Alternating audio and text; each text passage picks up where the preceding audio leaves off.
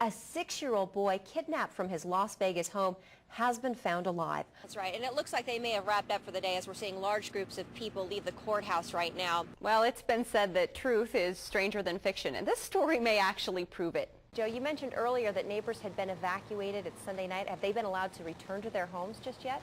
And again, that was Lindsay Davis reporting. Now, one thing the $700 billion is supposed to buy is more regulation, but the current proposal only requires one oversight report to Congress every 6 months. Did see a few sprinkles while we were out here today while they were doing that ribbon cutting, and there were some threats of thunder, so probably not the best day to go swimming, but there is good news for kids in this community. The pool will be open and open for free all weekend long, and then after that the cost is just a measly $4.50 for adults and $3.50 for kids. Anyone who's ever had to clear a driveway of snow knows it can be really hard to keep up with Mother Nature.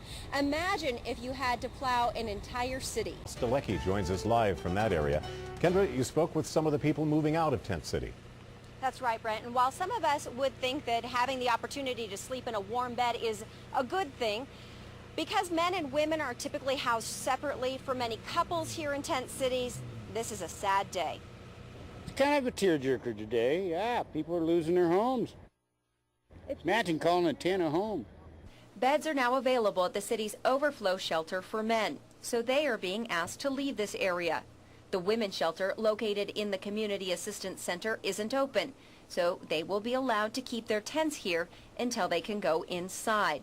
But for many couples who have nothing but their relationship, separation is not an option. I'm going to be out here somewhere like I have been, so I can't go to overflow and be away from her. That's all there is to it. I mean, I got to be with her. Overflow sucks, and I like it down here. Yeah, people are nervous about moving. It's change. Organizers say the closing of Tent City is not aimed at separating couples, but the best option they have for making sure every individual has a warm, secure place to sleep. Everybody that's in here, as they've re-registered for the past 3 weeks, has been talked to about where they're planning to go, what are they planning to do. That's been updated as their situation changes or things they thought would pan out didn't. And we, like I said, expect that given that information, we will have more than enough beds between the men's drop-in center and the overflow shelter.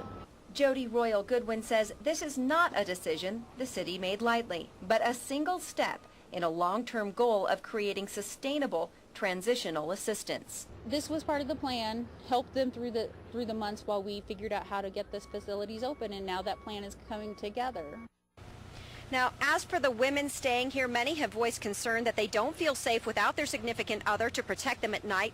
But the city has helped them move all their tents close into the building, and they say they will continue to provide security patrols to reduce the opportunity for problems in the evening.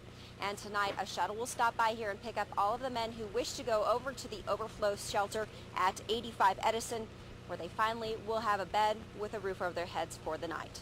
Brent? All right. Thank you, Kendra.